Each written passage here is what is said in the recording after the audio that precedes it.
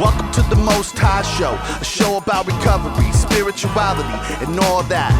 Produced, posted, and hosted by people in recovery who have strength and hope and want to share it with you. If you or someone you love is suffering, we want you to know you are not alone. This is the Most High Show. So do you have any sponsees? I do. Yeah? Yeah. Have you been going to meetings you've been doing online or? I mean, I did the Zoom thing when the whole pandemic kind of kicked off. Yeah. I recently started going back to my home group because things were kind of cooling down. And, I had some close friends that were celebrating some pretty big time. Yeah. So, I went back to my home group 2 or 3 times. And, the whole COVID numbers started going up. Oh, yeah. And, I have family that's, immunocompromised. So I'm trying to limit my exposure. Yeah. So I kind of chilled out on the meetings again. I'll start doing some online meetings again. Yeah. Yeah. Did you get the same magic with online meetings? I'll be honest with you, no. No? At first, there was a really good men's meeting that I was doing online. And I don't know what happened. It just kind of got kind of lackluster. I was just kind of hearing the same thing over and over again. That's probably more me than them. Mm-hmm. So, I started going to some different online meetings and I don't know. I think I was just kind of craving more that in-person interaction. Yeah. I think that there's a weird dynamic with the online meetings that because people are zooming in from their home, that they're a little safer. Right. And so what I've noticed is people are, seems to be their sharing's a little more open and transparent, at least in the ones that I've been in. I would agree with that. Yeah. That seems like a pretty fair statement, you know. I don't know. I definitely enjoyed it. It was cool. And I know a lot of the good ones are still going on. I know one, there were people chiming in from New York, California. It was crazy and it started as just a local group of people and it stretched out, all across the country. So that was pretty cool to see, and be a part of. We had one night we had Georgia, Philadelphia, Canada, Texas, and Hawaii. Nice. That was pretty cool, dude. Yeah, that is pretty cool. Yeah. We were tripping out and we were all kind of talking. That was dope. Were you on that one, Andrew? No. I don't think I was, no. No. Why not? I might have actually been going to online meetings. I mean, in-person meetings. Oh. So, what's sobriety like? I mean, for me, it's great. Yeah. This isn't something that's new to me. This isn't my first go around. My brother-in-law was sober for a long time. And I went to my first meeting when I was probably 17. Mm-hmm. It was an AA meeting. He took me to his home group.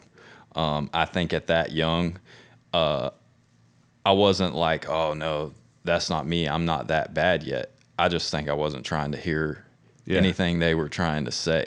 It was an old clubhouse in the basement of a government building, I believe. Yeah. And it was a smoking meeting, if that tells you anything. Mm-hmm. So the room was lined with old chairs out of an airplane.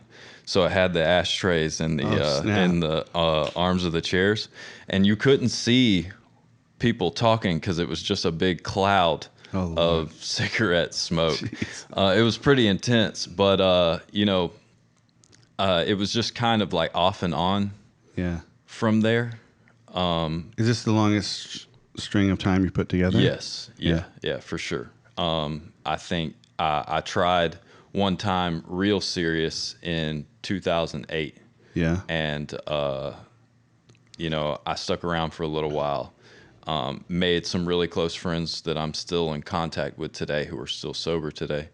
But I feel like this time has been, a completely different experience. Yeah. What do you think? What do you think's different about? Probably the fact that I definitely found a higher power of my understanding.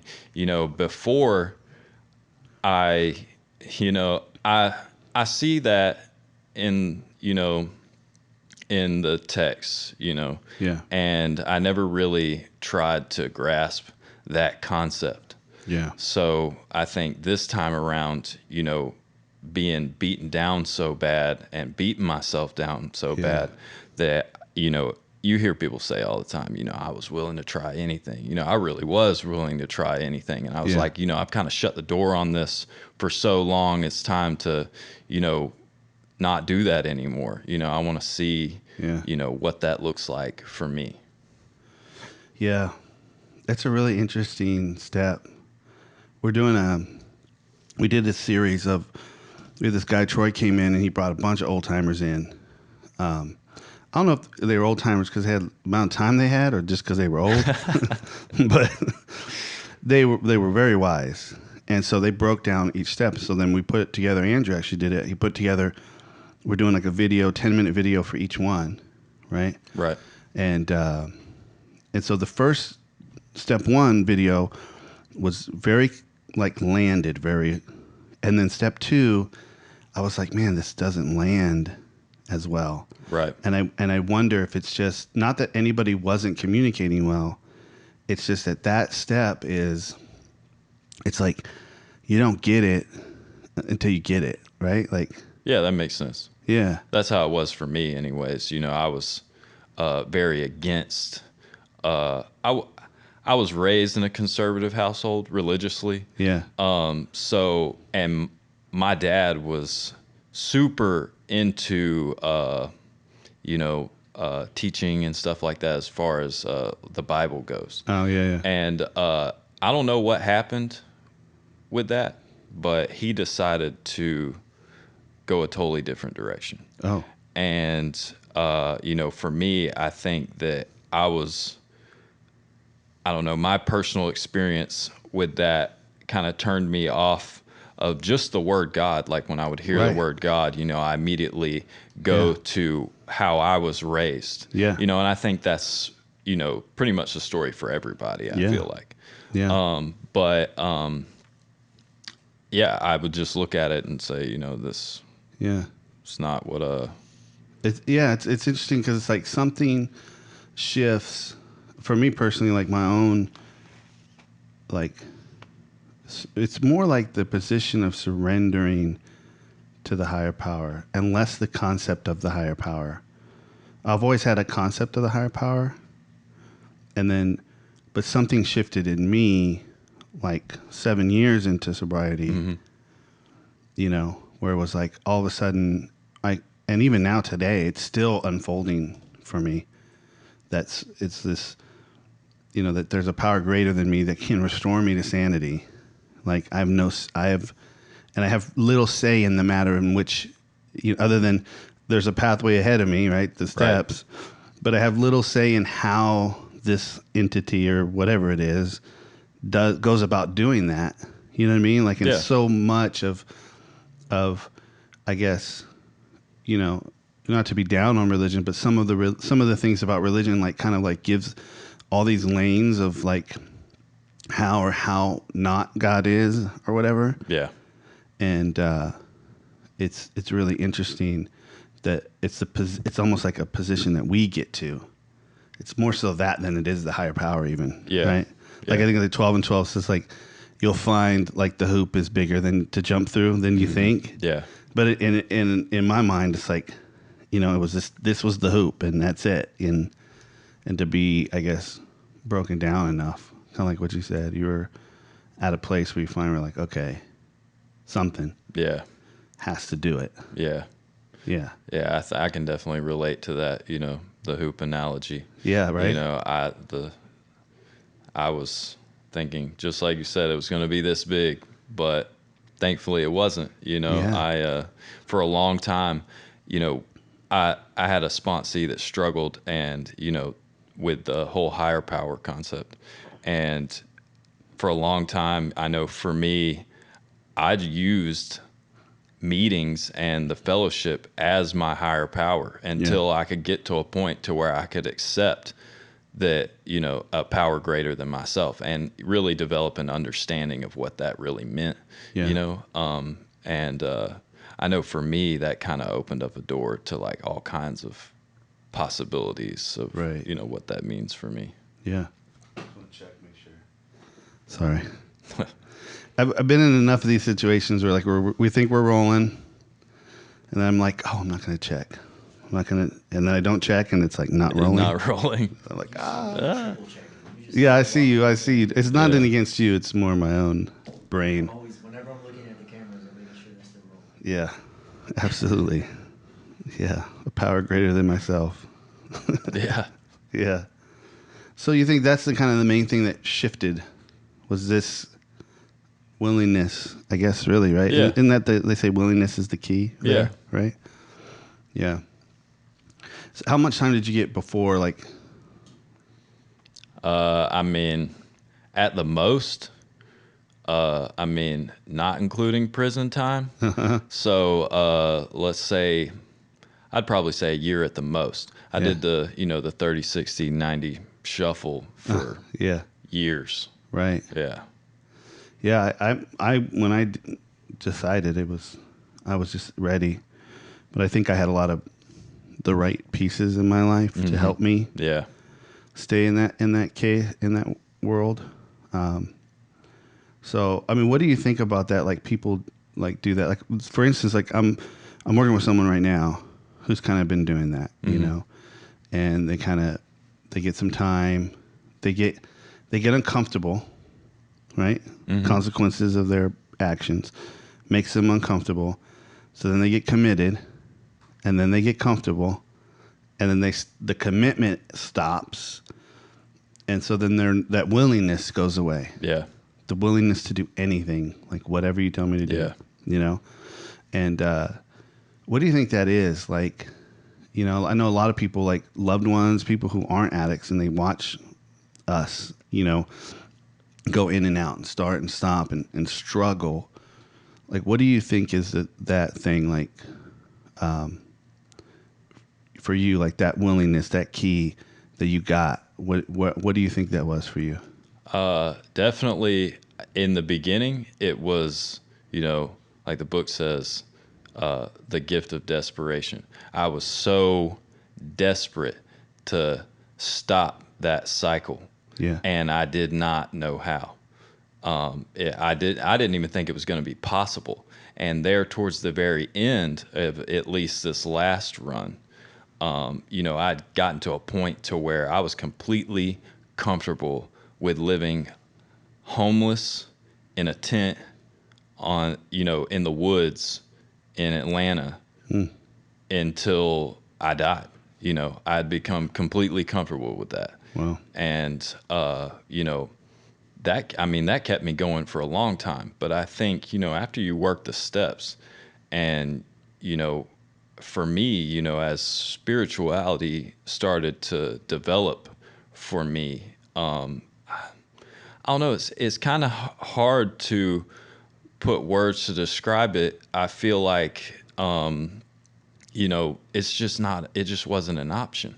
Yeah. But not everybody sees it that way. Willingness can be difficult, even now for me, sometimes, and not every day, I really have the willingness to do whatever I need to do. Yeah.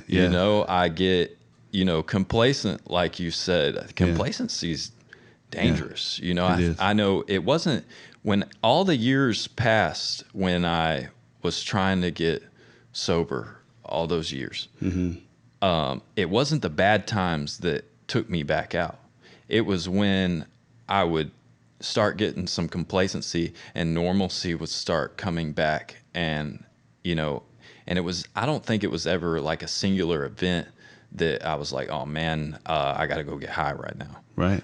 I just would wake up one morning and say, I'm gonna go get high today. Yeah. I didn't really need a reason. Right. So and Right. it just continued like that. Yeah. But I think I don't know, I just look at where I'm at today, and I'm just not willing to take any steps backwards. Right. I think for me, that's how I keep a lot of my willingness. Prayer and meditation helps exponentially Yeah. with keeping willingness Yeah. for me. Yeah. It's really weird how prayer works because I don't know how it works. Yeah. I have no freaking clue. Yeah. But for me, like the practice of getting on my knees and praying is significantly different than sitting up in my bed or laying in my bed and praying. Yeah, absolutely. Like when I get into that position and like I go through, whatever my sponsor has me going through, like the 7-step prayer, the 3rd-step prayer, and I go through whatever those prayers are, even if I'm not feeling it, even if they're kind of routine, Mm-hmm. I'll get up from that, and it's like doing for me what I can't do for myself. Absolutely. Something else is taking over. It's a trip, man. It really is. Yeah. I was not a fan of prayer when I came in. Yeah. And my sponsor, when I was going through the 3rd step, part of the 3rd step for me was to rewrite the 3rd step prayer in my own words. Oh, good. And yeah. I actually, I come from, I guess, both of the major fellowships. I did a lot of time trying to get clean in NA. Oh, yeah. And I did a lot of things in AA. Yeah. But the NA 3rd step prayer was super simple. It just, take my will in my life, guide me in my recovery, and show me how to live. So, for me, that was so simple for Yeah. me. And I could see myself saying that every day. And, I think that, starting that for a starting point was great. Yeah. And you don't have to really believe it totally. No, Just- absolutely not. right? Yeah. Yeah. That's the trip about it, man. It is a gift. The gift of desperation is a gift. I mean, it really is. Like, it's a grace in a sense. Absolutely. What's the name? King's Kaleidoscope. King's Kaleidoscope has this song, and A Fortunate Fall. That's what the name of the song is. And it's the fortunate fall. It's like because of that, Yeah.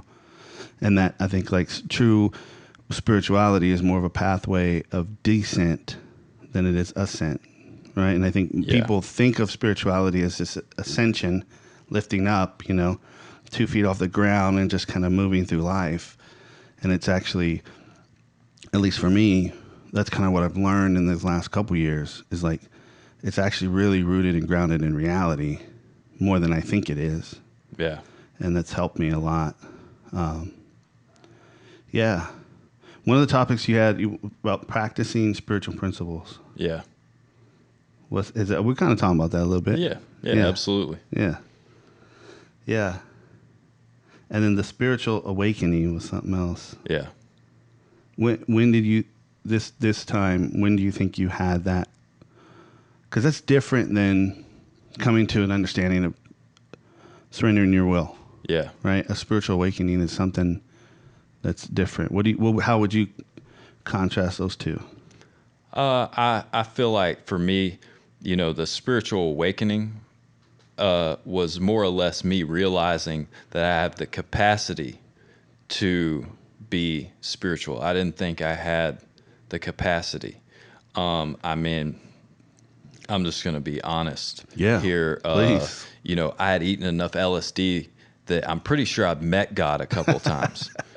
And I was like, I had this concept of what God is. Yeah. And then I delved down a really dark hole, and I think that concept disappeared for me, and I didn't think there was any possible way of me being spiritual. Yeah. Or having any kind of concept or being capable to believe in God. Yeah. But I think once I realized that I absolutely can, and I do, that I think that was when I really had my spiritual awakening. I think that's when I really, realized, what was going on. Yeah. Couldn't say when that happened. I tell my sponsees all the time that for me, it probably happened somewhere after the 12th step. Yeah. But it probably happened much earlier than that. I just wasn't paying any attention to what really was going on until it took a lot of reflection to really figure that out. So, take me back to you were living in a tent in Atlanta. Mm-hmm. You're comfortable with that, which a lot of people are comfortable with that. Yeah. A lot of people, not to say every homeless person is in that scenario, but some people are in that situation because they prefer that life, right? Yeah. There's all the bullshit isn't on them. Yeah. All the requirements of society isn't on them, right?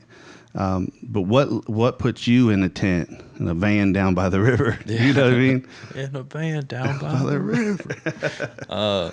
I think mine was, purely situational. Yeah. We were living in an apartment that was not ours.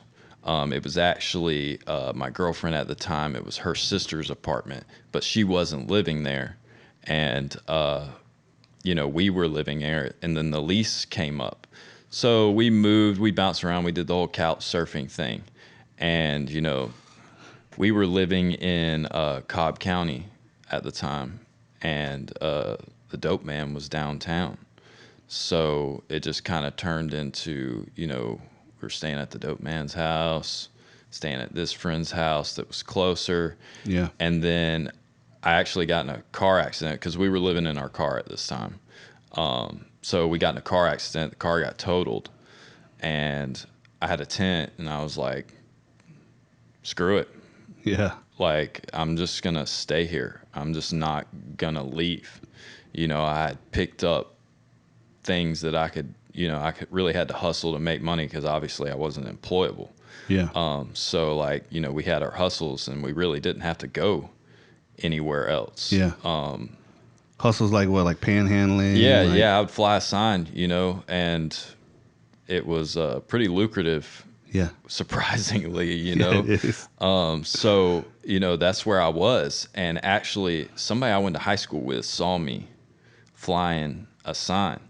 And I didn't have a phone. They tried to get a hold of me. It wasn't until I got to treatment several months later, I got on the internet for the first time in I don't know how long, and saw that they had saw me.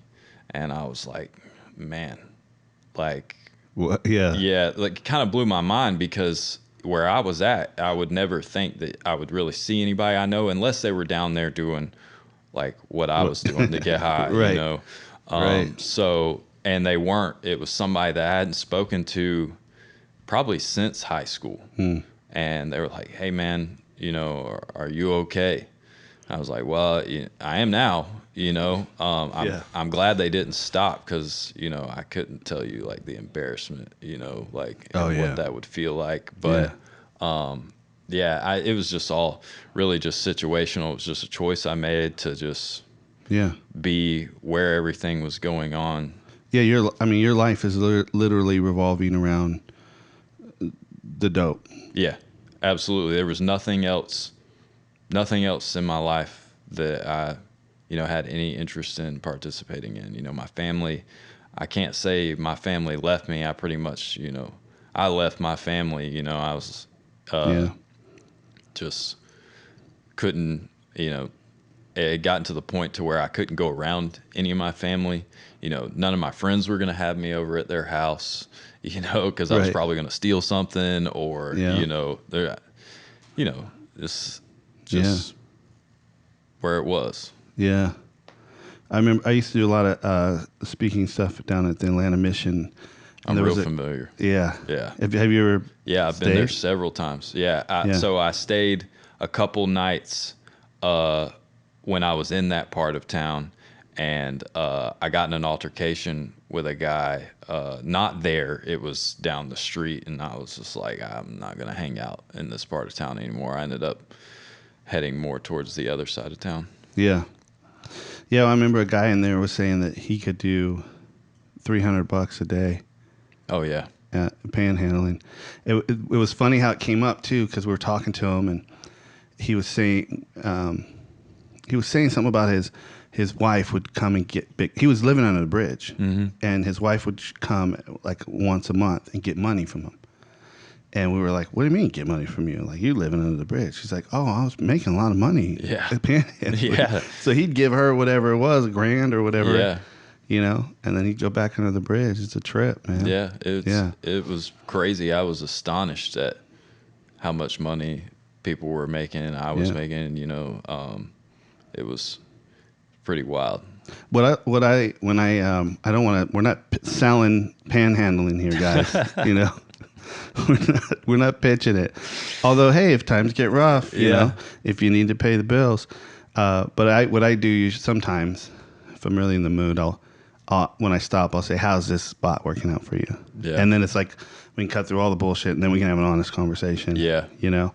And I used to take guys or people, like if I saw them, and I would help them out, you know, like there's a hotel over here that'll take cash. And I used to put people up a couple times, and then, I don't know, it's kind of like, you know, I don't think I'm contributing positively to their life. Yeah. You know?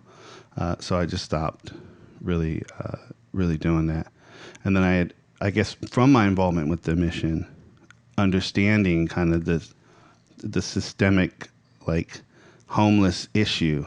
And so sometimes when you're giving money to a panhandler, you are kind of, you know, enabling them to continue instead of going to a place that's going to require them to come in sober.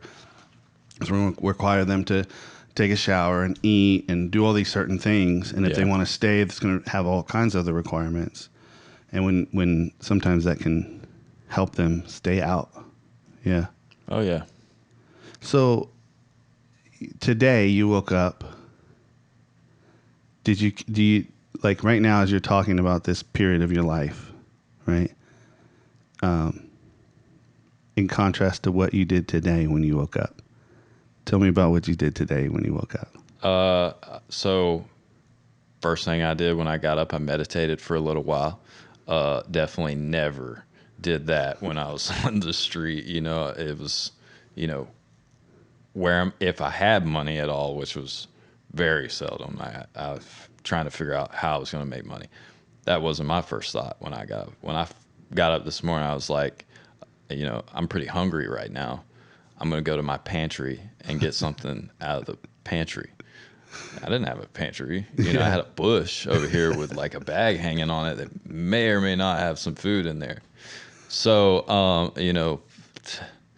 A pantry, you know, it's like. Yeah, I never thought I would be. How many bathrooms you got in your place? Just two. Just two. Yeah, just two. Having a bathroom. Right.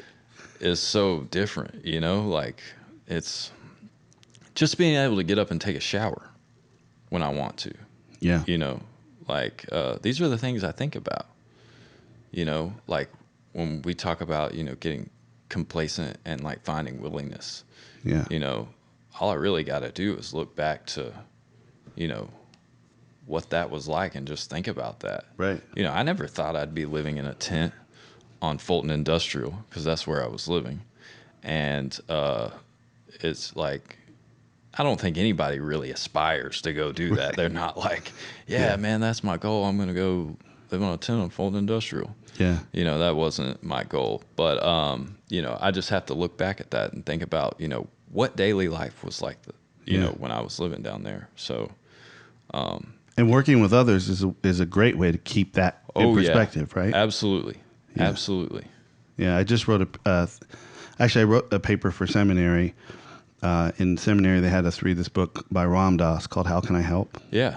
And have you read the book? I have not, but I know what book you're talking about. Yeah, and so I was writing about, you know, pontificating about all this, but yeah, that 12th step, you know, having had a spiritual awakening, you know, and then the concept of helping another seems like it's altruistic, but in reality, it's like it's a necessity for us to maintain our own spiritual condition. Absolutely.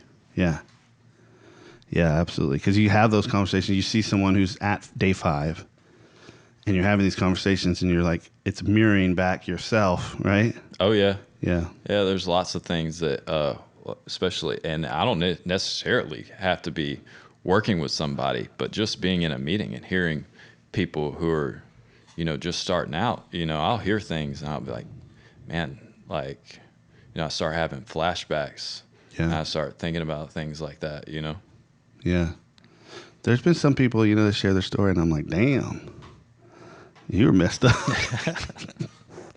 Yeah. I always hear people say, some are sicker than others, like I always tell people, I'm definitely Yeah. sicker than others, and then I hear people and I'm like, man, I didn't go through what you went through. Damn, that's crazy.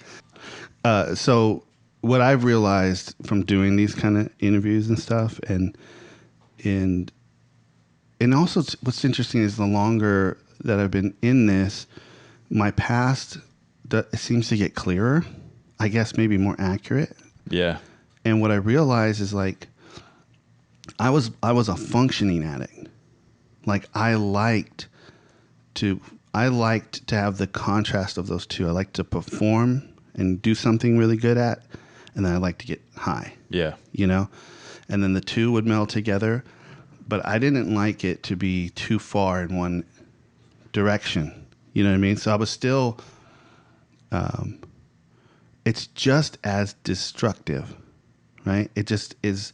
Oh yeah. It's an internal destruction. It's a more subtle destruction. And even though I wasn't going to those extremes where I would where I lost everything, who's to say I wouldn't at some point, right? Right. But that's kind of the delusion that kept me in it so long. Yeah.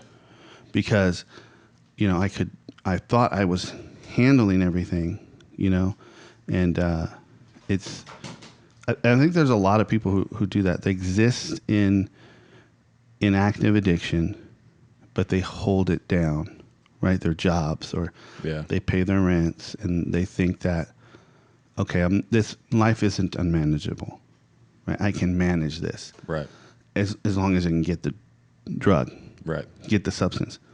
And so for me, it was like, if I couldn't get my drug of choice, and I couldn't get my second drug of choice, well, then I could just drink alcohol, right? So it was like, one way or another, I was going to escape or change the way I felt, But I liked to have that balance, and that's still a semblance of control I was enacting on my life. I knew that with the right concoction, I could perform on a certain different level if I took the right thing. Right. Right. And I just didn't like that idea of I liked to be out of control in certain sections. Like, okay, here's the out of control time. And then, okay, now we're here, Yeah. And to me, like, I think that's why it's taken me so long to, I guess, come to some of the realizations that I've come to, is because it really is me that's the problem. It's not the drugs. Right. It really is my distorted view. And I've been doing a lot of work in different fellowships now. So getting out of the substances and more into the like behavioral 12-step stuff. Yeah. And that is the hardest shit I've ever done. Like it's way easier to quit cocaine than it is to address like sex or codependency or even overeating, because these are things that somehow they still need to be in your life in some level, depending on who you are or what you are or whatever. But that's been the most challenging. It's like, because now I'm really facing me. Really, there's I look back, and maybe that's why I'm seeing such a better or more accurate view of my past, because I'm going, oh, yeah, I was like in the cruise, if I ran with the cruise, I was always the one to be like, oh, hey, let's go skiing tonight. What's up? Let's go. Let's do this. And I'd put it together, and I'd pay for it if I had to. You know what I mean? Right. Like, and it really realizing that and owning that.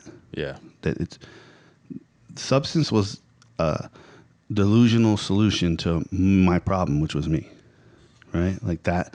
I had this spiritual malady, right? Like it talks about. Mm-hmm. And drugs just, I guess, put the smoke screen up long enough. Oh, yeah. That maybe I would semblance of control or something. Yeah. Yeah, I definitely relate to that. I was working with a sponsor. This was probably like, I don't know, maybe a year and a half ago. And I was going back through the steps. And this time, when we were going back through the steps, it was more of a question of, who am I? What am I filling that hole with now that drugs and alcohol are no longer in the picture? Because if I'm being real, right, I'm not always going to put something spiritual in that hole. Right. What is it? Is it, is it sex? Is it buying stuff I don't need? It's a whole gamut of things that I used to stick in that hole.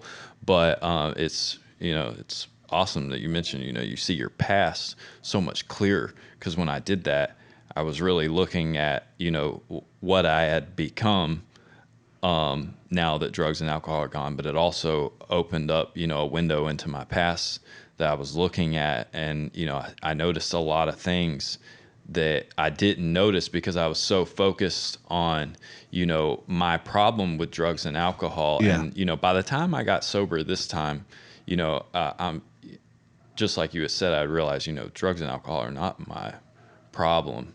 I'm the problem. But I was so focused on not using drugs and alcohol as my coping mechanism anymore, that's where all my attention was. Yeah. And now that my attention wasn't on that anymore, I look back and, a lot of things became much more clear. It was pretty eye-opening, you know? Yeah. I was on a meeting recently, and a guy that's got a significant amount of time, he was saying that, the first time, this is how he was recommending it. He was like, the first time you get through the steps, like, just do them. Yeah. Right? Don't waste time. Get through each one. And then he's like, but if you've got some time under your belt now, then you should be taking your time with these steps. And that's what I'm doing at this point. Yeah. Right? Like, doing my step 4 was like taking my time to really do that and like really try to understand, like, well, I know what the routine answers are for what my resentments are, right?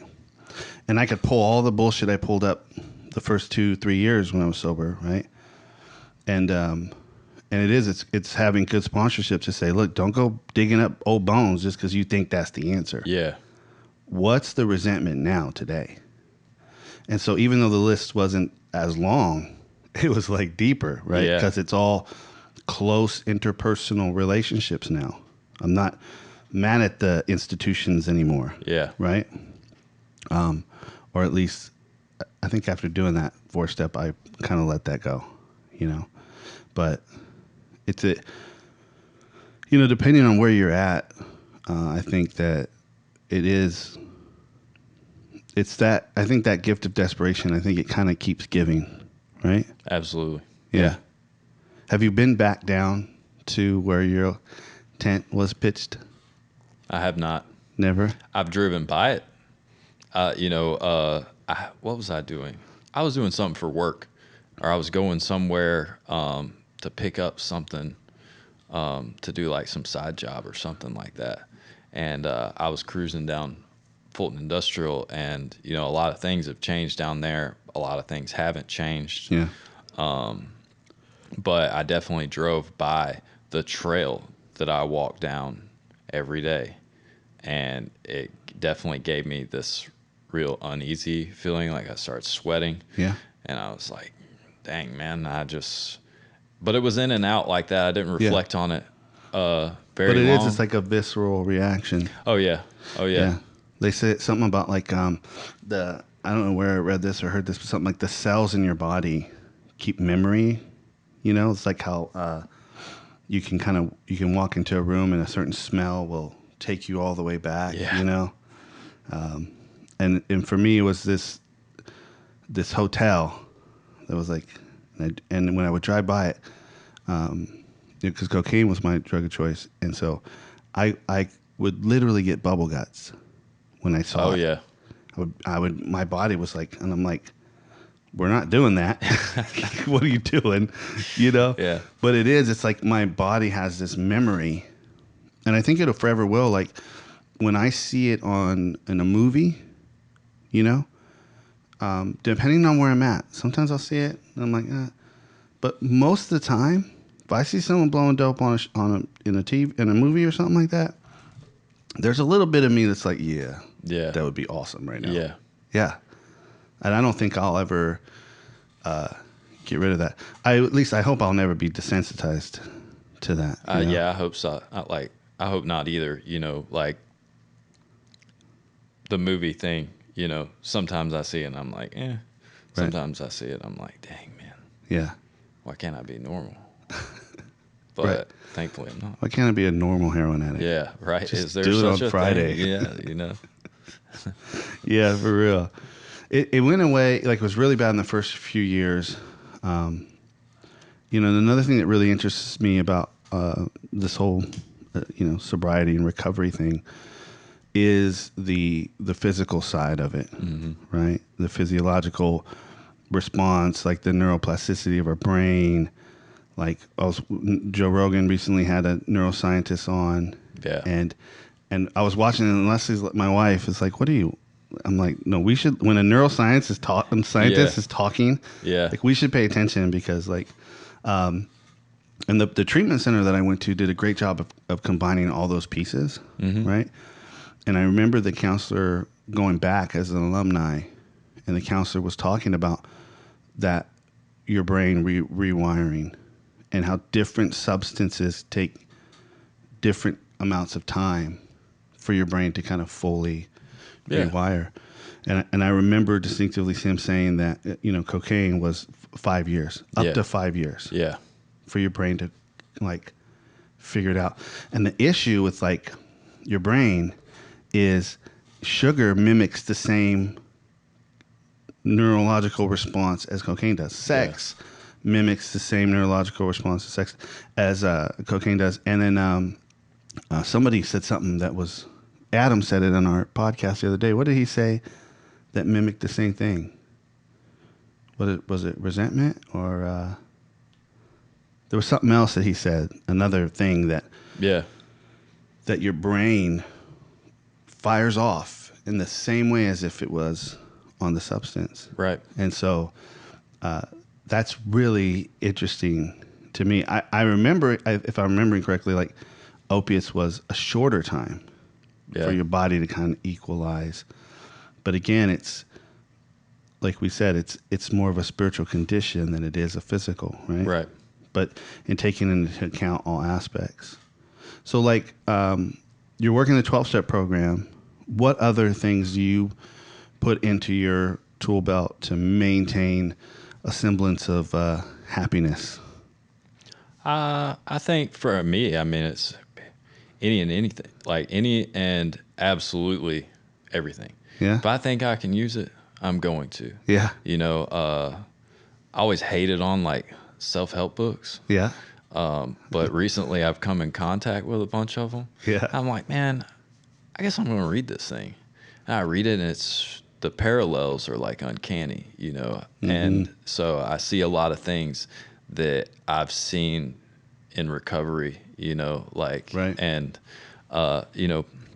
so yeah, I mean, I use all kinds of stuff. What's something like, is there a book you're reading right now that's outside of the step world of content or literature? Or what you read recently? I'm reading a book right now called How to Love. It's, to be honest with you, I can't tell you the guy's name right now. I've never read his books. My dad reads a lot of his books. He's super famous. But I'm reading that book right now. And it's been pretty cool. It's all about, like loving yourself first before you can love someone else. But, it kind of goes through both sides of like how to love yourself and then, how to love, another human being. What's the book title? How to Love. You want to pull that up, Andrew? Yeah. He wanted to be Jamie and Joe Rogan. So he's like, if you would tell me to pull something up, I'll be happy. So there it is. How to Love, the book. We're looking it up right now. There's no camera on me either, so it's like perfect. Yeah, you're just like the ominous voice in the Yeah. background. Right. Katie Contugno? No. Is that it? No. I'm not very good at Someone this. You said it's famous. called How to Love, right? Yeah. Mindfulness Essentials. That sounds about right. It's a lot of silence. Yeah. Now I know. I don't know how to Joe pronounce- Rogan gets mad. Nick Nat Han? Yep. That's Thich him. Nhat Hanh. Yeah. Thich Nhat Hanh. Yeah. Yes. I haven't read any of his books, but tons of my friends are like, dude, you got to read this guy. My Oh. dad's like real big into philosophy. He's always like beating it over my head. And he's like, you got to read this. I can't believe you haven't read this. And this is like my first like dive into Oh, man. like, you know, what he's all about and like that whole thing. Thich Nhat Hanh has this book called Living Buddha, Living Christ. And in seminary, we studied Buddhism. And I was just, it's an Eastern philosophy. Yeah. And my mind is not that, or specifically at that time, right? My mind's way too binary. And I'm like, I don't understand it. And so my dean at the time, she recommended I read Living, to give me a framework to compare it to. Yeah. And he's a trip because in that book he talks about taking the Eucharist or communion, Yeah. right? And he calls Jesus Lord, right? And then he talks about Buddha, and it's this.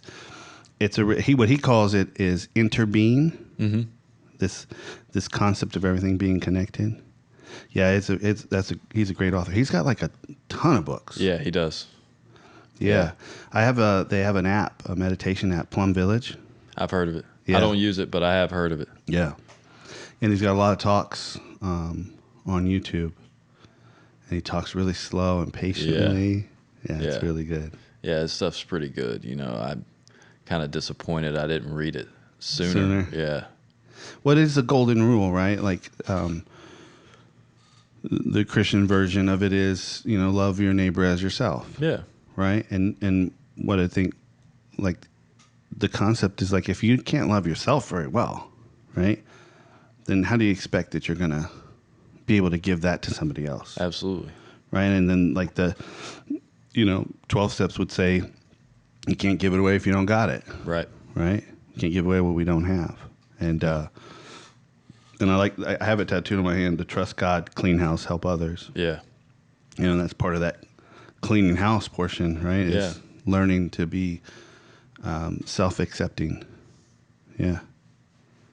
That's cool. Yeah. Yeah. Thich Nhat Hanh. I'm definitely enjoying it.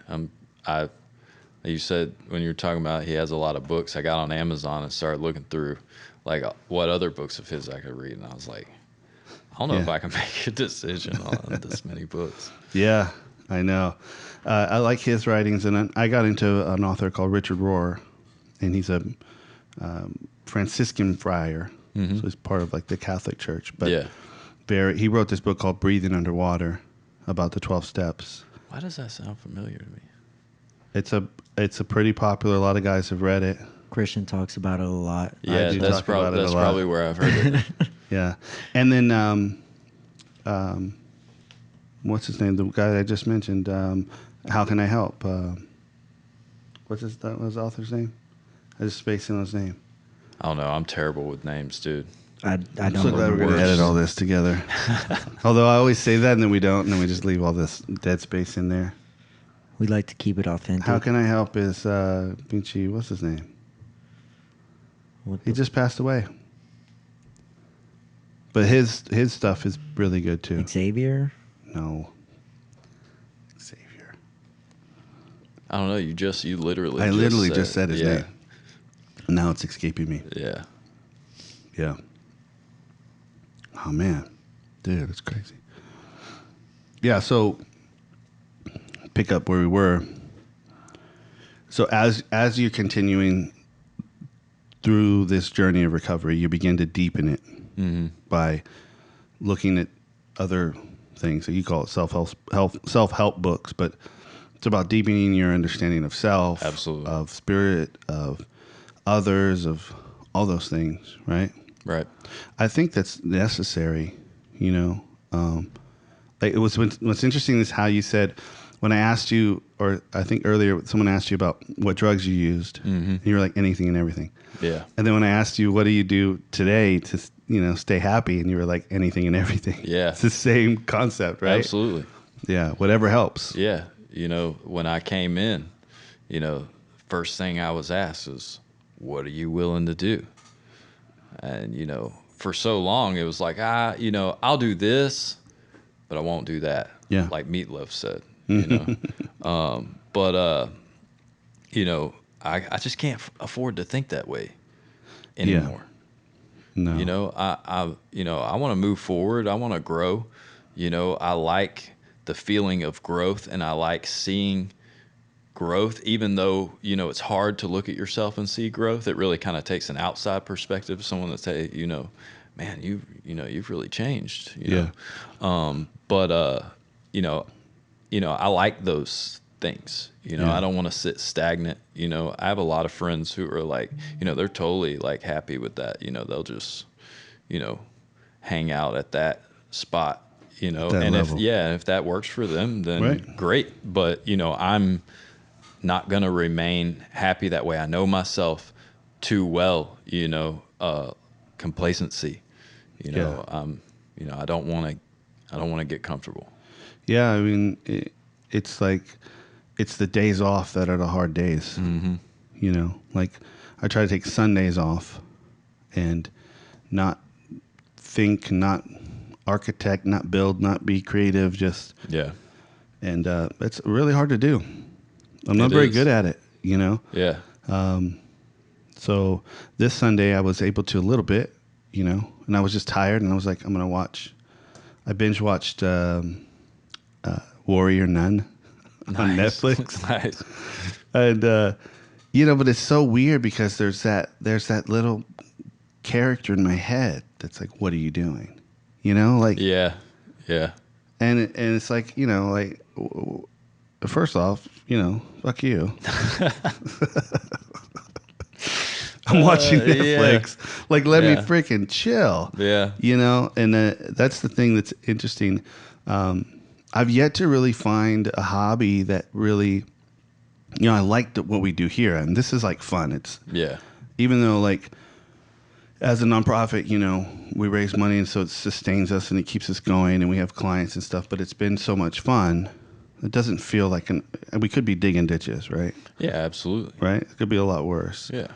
And so I really do like that, but I have to be able to break away from that from time to time, So, the only thing I can even think of is like a jet ski, like on a lake, just a jet ski wide open, like, that's, it's like something has to be, death has to be, or something has to be at stake in order for me to enjoy myself. Yeah, right? I can understand that. Yeah. I can definitely understand that. I rode bikes for years, and I gave that away to drugs and alcohol a long time ago. And I guess maybe that's the answer to your question of like, what do I use now to kind of like stay happy, to keep the happiness going. And I just kind of looked back at all the things that I liked doing. I guess I should say like late high school years. Yeah.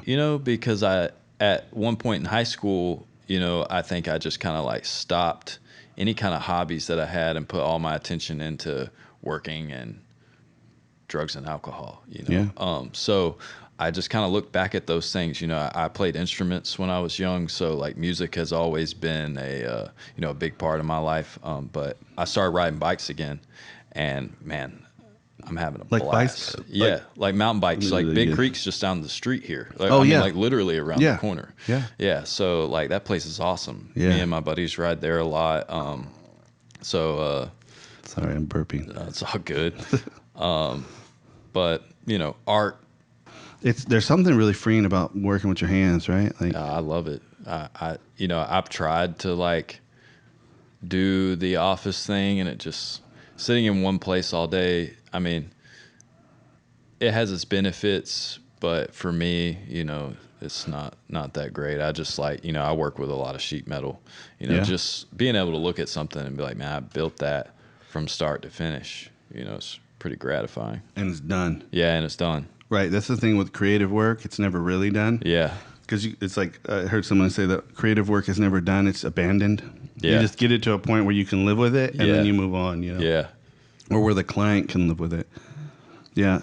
So to wrap up, like, if you have anything that kind of you want to say for somebody, like when you think of the addict who's suffering, what stage in recovery do you think of that person in? Early, kind of with some time, or? Man, it could be anywhere. Yeah. I see people with years suffering, Yeah.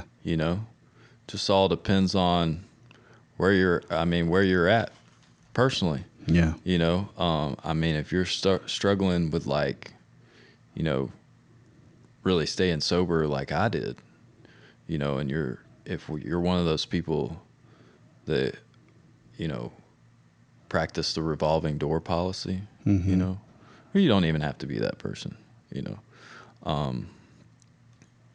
don't know. Yeah, you could be struggling anywhere, but I think that, if I can do it, anybody can do it. And I know I hear people say that all the time, but like this is the analogy that I always go back to is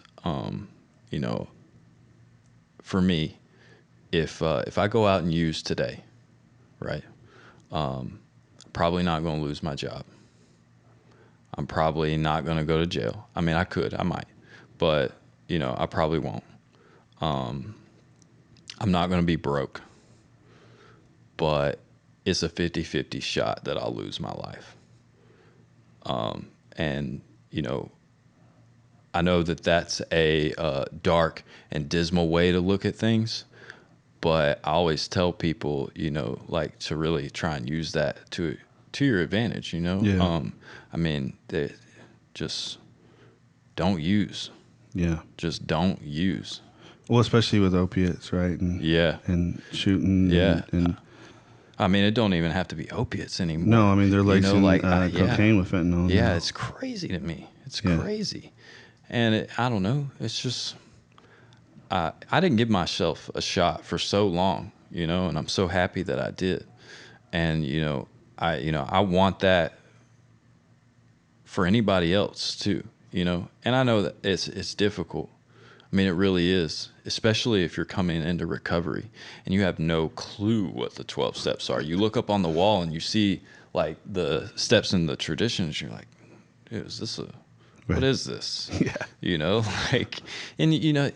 I go to this clubhouse and, they have the traditions or the steps and the traditions, and then they have the spiritual principles on the wall. Yeah. One thing that I can tell you that I've learned is that if I was to go out and ask somebody on the street, tell me what happiness is, they're probably going to give me the Webster's Dictionary version. They're not going to tell me what happiness feels like. I can tell you what happiness feels like. I can tell you what guilt, shame, and remorse actually feels like, and Yeah. I can show you brotherly love. I could go down the whole list. Yeah. So yeah, if I was to say to somebody, just, give yourself a chance. Yeah. I really like that idea of giving yourself a chance, because that's part of it is we don't think we're worth it, and everybody I know that's, in recovery, even the ones that are dicks, it's still worth it. They're still going to make me laugh, or it's such a better way of life. And, Absolutely. And there's people to reach out to. I think that was a big part of getting sober for me, was not reaching out to the people that I was so used to reaching out to. Yeah. People that, and when I say that, I got sober with a guy that I grew up with, and I'm talking about 5th grade grew up. We went through homelessness together. We went through endless jobs together, and we actually went to the same treatment center together. But you know, there are friends that you get that are probably real friends, but you know, most of those people are not real friends. Yeah. But I encourage people to like reach out. Yeah. Reach out to somebody, like if you're struggling with something, mental health, substance abuse, whatever it is. Yeah. You're not alone. Yeah. Yeah. All right. Cool.